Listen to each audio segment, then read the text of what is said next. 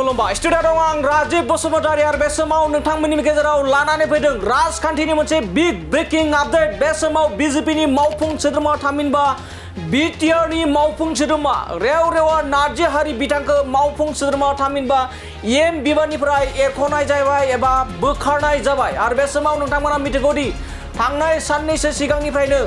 बिटिआरनि मावफुं सोद्रोमा थामहिनबा बिजेपिनि मावफुं सोद्रोमा रेवरेवा नार्जारि बिथाङा बिटिआर सरकारनि सायाव गोबां माने हेंथा बाथ्रा बुंबोबाय थादोंमोन आरो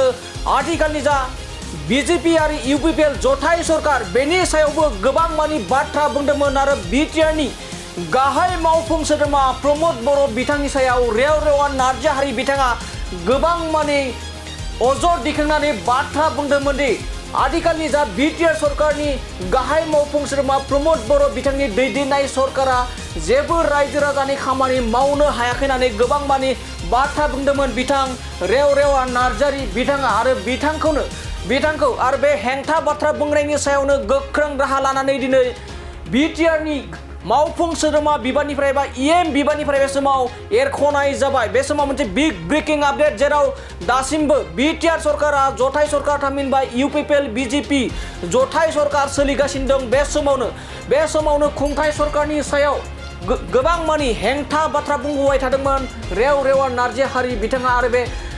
रेवरेवा नार्जारि थामहिनबा बिजेपिनि जा मावफुं सोद्रोमा रेवरेवा नार्जारि बिथांखौ एम बिबाननिफ्राय बोख्लायनाय जाबाय होनना बे समाव गभर्नरनिफ्राय नटिस सफैनाय जादों जेराव बिथाङा बिटिआरनि सासे मावफुं सोद्रोमामोन आरो जथाय सरकारनि बिथाङा सासे मावफुं सोद्रोमामोन। नाथाय बे समाव गोबां माने खुंथाय सरकार थामहिनबा सरकाराव थानानैबो गाव मावफुं सोद्रोमा जानानैबो दि बिटिआर सरकारनिनो हेंथा बाथ्रा बुंनायनि थाखाय एम रेवरेवा नार्जारि बिथांखौ एम बिबाननिफ्राय बोख्लायनाय जाबाय। बे मोनसे बिग ब्रेकिं आपडेट होनना बुंनांगोन जेराव